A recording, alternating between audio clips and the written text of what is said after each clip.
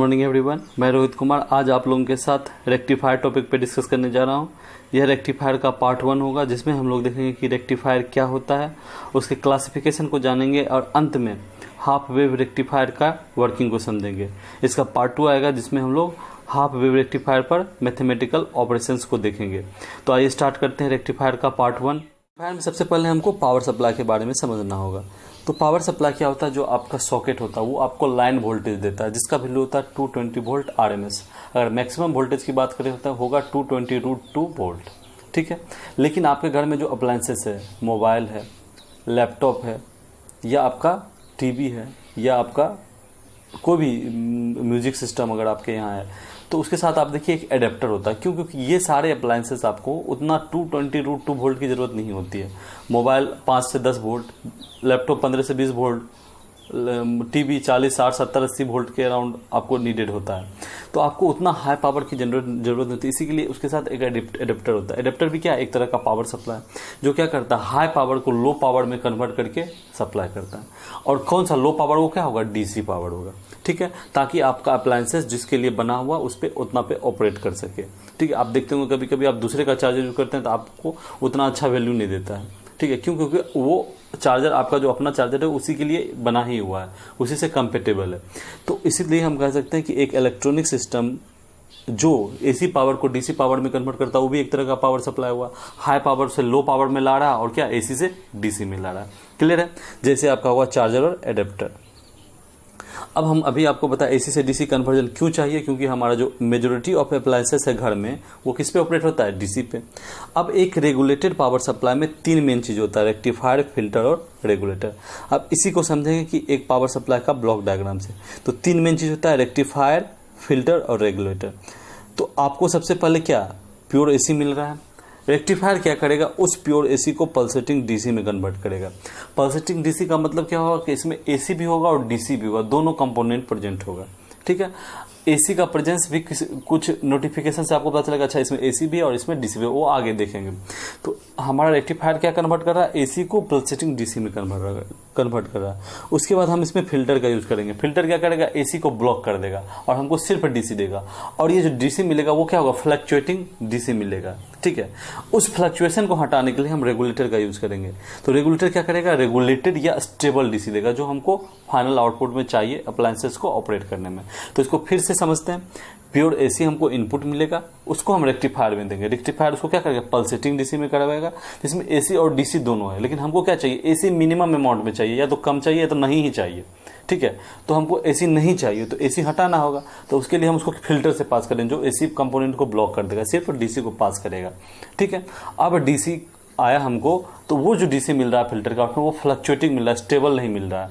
तो उस फ्लक्चुएशन को हटाने के लिए हम रेगुलेटर का यूज करेंगे, जो हमको स्टेबल या रेगुलेटेड पावर सप्लाई प्रोवाइड करेगा। ठीक है, अब हम प्योर एसी की बात करते हैं। अभी आप देखें कि प्योर एसी से हमको रेक्टिफायर पढ़ना है। प्योर एसी से क्या कर रहा है? हमको डीसी, एसी प्लस डीसी में कन्वर्ट कर रहा है, हमको पल्सेटिंग डीसी में कन्वर्ट कर रहा है। तो हम थोड़ा देखेंगे प्योर एसी क्या होता है और पल्सेटिंग डीसी क्या होता है। तो प्योर एसी का आपको पता है, जो एसी होता है वो साइन वेव होता है या कॉस वेव होता है। हम साइन वेव लेके चल रहे हैं। ठीक है, दोनों सेम ही होगा। हम जो डिस्कशन करेंगे एक टाइम पीरियड करके करेंगे। एक टाइम पीरियड क्या होता है? जो अपने आप को उसके बाद रिपीट करते हैं। ये देखिए, इसके बाद हमेशा ये अपने आप को रिपीट करता रहेगा। तो हम एक टाइम पीरियड पे डिस्कशन करेंगे। तो आप देख सकते हैं टाइम पीरियड की बात कर रहे हैं, मतलब इसका क्या है? पीरियड है, एक पीरियड के बाद अपने आप को रिपीट कर रहा है, मतलब ये क्या है? पीरियडिकली वेरी कर रहा है। और इसके इसमें कितना है? 2π। ठीक है, ये एसी का एक पहचान होगा। दूसरा पहचान क्या हुआ? ये बाय डायरेक्शनल होगा।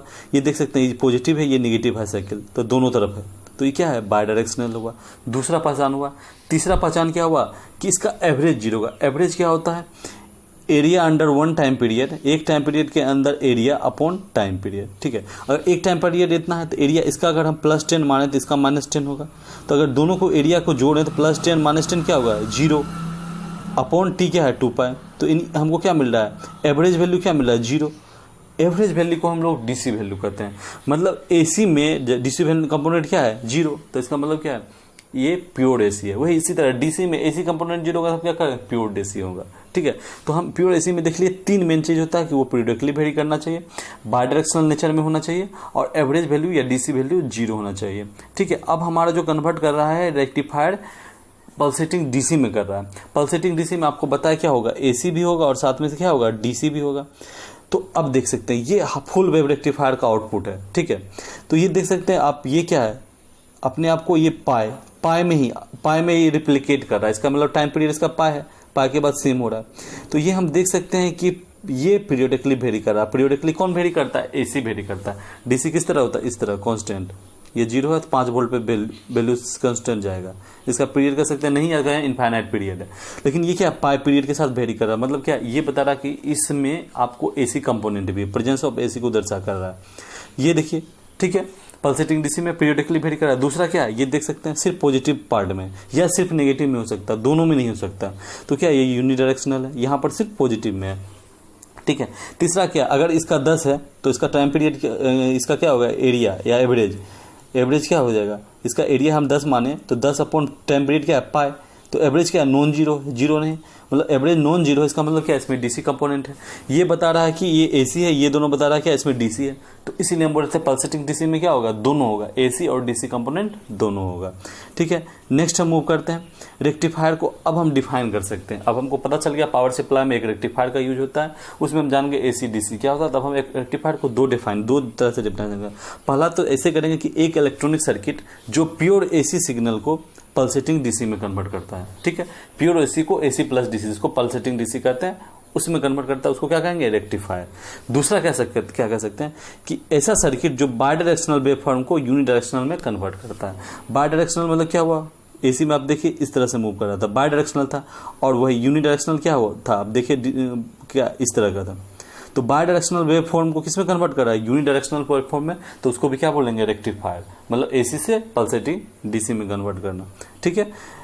ये एक ब्रिज रेक्टिफायर का डायग्राम है, इसको बाद में आगे स्टडी करेंगे, बस एक देख लीजिए कि ये ब्रिज रेक्टिफायर का अवेलेबल कैसा होता है मार्केट में।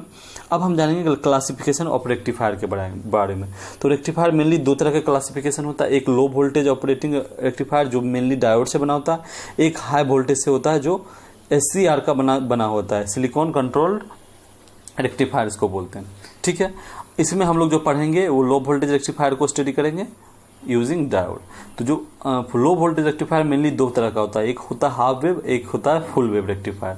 फुल वेव रेक्टिफायर मेन दो तरह का होता है, ब्रिज रेक्टिफायर और एक centre tapped full wave rectifier.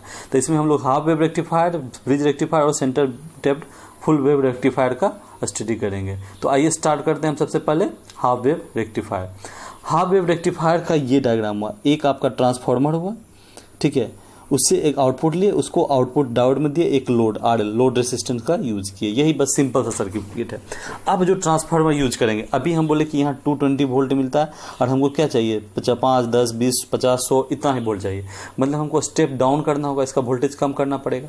तो कम करने के लिए हमको कौन सा ट्रांसफार्मर यूज करेंगे, स्टेप डाउन। स्टेप डाउन क्या होता है, अगर N1, इसमें अगर मानते हैं N1 नंबर ऑफ टर्न्स है और इसमें N2 है नंबर ऑफ टर्न्स, अगर इसका ज़्यादा हो N1 ग्रेटर देन N2 तो हम क्या कहेंगे, स्टेप डाउन हो रहा है। सपोज इसमें 10 गो नंबर ऑफ टर्न्स है, इसमें एक ही नंबर ऑफ टर्न्स है, इसका 220 वोल्ट है, तो ये कन्वर्ट किस में कर देगा, 22 वोल्ट में, ठीक है। इसमें 10 है, इसमें 2 है, तो इसमें कन्वर्ट किस में कर देगा, 44 में, ठीक है। तो इस तरह से हम देख सकते हैं किस तरह वो हाई वोल्टेज को लो वोल्टेज में कर रहा है। तो पहला रीजन क्यों स्टेप डाउन यूज कर रहे हैं हम, क्योंकि हमको लो डीसी वोल्टेज चाहिए। दूसरा क्यों हम यूज कर रहे हैं, ताकि हमारा डायोड भी जले नहीं। यहाँ 220 वोल्ट डायोड को देंगे तो वो बर्न हो जाएगा, रिवर्स के टाइम पर वो क्या हो जाएगा, रिवर्स में जब जाएंगे तो -220 चला जाएगा, तो क्या हो जाएगा, उसका पीक इन्वर्स वोल्टेज या कह सकते हैं ब्रेकडाउन वोल्टेज को क्रॉस कर देगा और बर्न कर देगा। तो दो तरह से प्रोटेक्ट डायोड को भी और लो डीसी वोल्टेज को अटेंड करने के लिए भी हम यूज करते हैं। ये आपका एसी इनपुट है और यहाँ आपको पल्सेटिंग एसी प्लस डीसी मिल रहा है हाफ वेव का। ये इस तरह से आउटपुट कैसे होगा आगे देखेंगे। तो ठीक है, आपको डायग्राम समझ में आएगा। एक ट्रांसफार्मर से हमको एक डायोड लगाना है लो वोल्टेज, मतलब स्टेप डाउन ट्रांसफार्मर का यूज करके, और उससे एक लोड रेसिस्टेंस। अब हम हाफ वेव रेक्टिफायर की बात करते हैं। आपका इनपुट कैसे था, ऐसे था, तो हम पहले सिर्फ पॉजिटिव साइकिल की बात करते हैं, ठीक है। पॉजिटिव साइकिल की जब बात करेंगे तो ये क्या हो जाएगा, डायोड हमारा फॉरवर्ड बायस हो जाएगा, ठीक है। इस तरह का डायोड था, तो ये क्या हो जाएगा, फॉरवर्ड बायस। फॉरवर्ड बायस में आपको पता है शॉर्ट सर्किट हो जाता है, ठीक है, वोल्टेज ड्रॉप 0 हो जाएगा। तो जो भी इनपुट होगा वो इसके अराउंड आने लगा, लोड रेसिस्टेंस के करेंगे, तो मतलब क्या हो जाएगा, इनपुट ही आउटपुट हो जाएगा। तो जो हमारा इनपुट ये था, आउटपुट भी हमको यही मिल गया, ठीक है। During positive half cycle. अब नेक्स्ट चलते हैं, अब हम निगेटिव हाफ साइकिल की बात करेंगे। जैसे निगेटिव हाफ साइकिल ये हमारा, ये तो हम अप्लाई कर चुके हैं, ये हमारा हम सिर्फ वन टाइम पीरियड के लिए देखेंगे, वही अपने आप को जैसे निगेटिव हुआ वो डायोड हमारा क्या हो गया, रिवर्स बायस हो गया। अब डायोड रिवर्स बायस का क्या हो गया, ये ओपन हो गया, ओपन हो गया तो सारा वोल्टेज ड्रॉप यहाँ हो जाएगा, हमको आउटपुट क्या मिलेगा, जीरो। तो वही देखना है, ये जब निगेटिव है तो ये देखिए आपको आउटपुट क्या मिला, ये ब्लू है, यहाँ भी देखिए ब्लू से दिखाया गया जीरो, और यहाँ देख सकते हैं लिखा भी आउटपुट क्या है, 0 वोल्ट। निगेटिव पॉजिटिव में हमको जो इनपुट है आउटपुट मिल रहा है, और निगेटिव में हमको क्या मिल रहा है, 0। तो इसी को हम दर्शाते हैं। ये पॉजिटिव पार्ट है तो हमको डायोड क्या होगा, फॉरवर्ड बायस, हमको आउटपुट क्या मिलेगा, इनपुट के बराबर। ये निगेटिव है, डायोड क्या होगा, रिवर्स बायस, हमको आउटपुट 0 मिलेगा। ये फिर पॉजिटिव डायोड फॉरवर्ड बायस, हमको आउटपुट सेम इनपुट की जगह मिलेगा, reverse bias 0, forward bias same output input के बराबर, रिवर्स 0।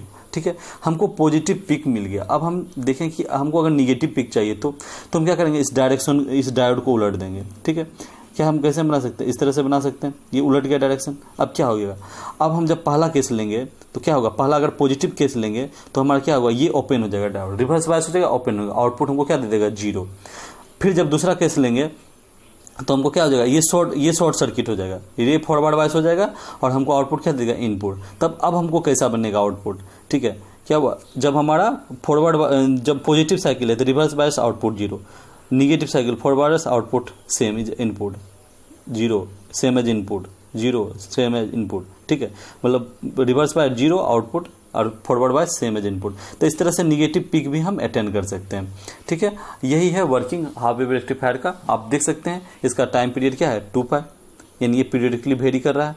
ठीक है, और क्या है, यूनिडायरेक्शनल भी है, और इसका एवरेज भी 0 नहीं हो सकता। इसका अगर 10 माने, इसका 0 होगा तो हमको क्या आएगा, 10/2 पाई, हमको एवरेज वैल्यू डीसी वैल्यू 5/पाई। तो इसका मतलब हम देख सकते हैं इसमें क्या है, दोनों चीज़ है, एसी कंपोनेंट भी है, डीसी कंपोनेंट है। मतलब हम कह सकते हैं ये पल्सेटिंग डीसी है, मतलब रेक्टिफायर क्या कर रहा है, एसी को पल्सेटिंग डीसी में कन्वर्ट कर रहा है। ठीक है, that's all for today. Thank you for watching this video. Hope आपको ये कॉन्सेप्ट अच्छे से समझ में आ गया होगा। अगर फिर भी आपको किसी भी तरह का प्रॉब्लम है तो आप कमेंट बॉक्स में अपना डाउट पूछकर क्लियर कर सकते हैं। Be healthy, be safe and keep learning. Thank you, bye bye.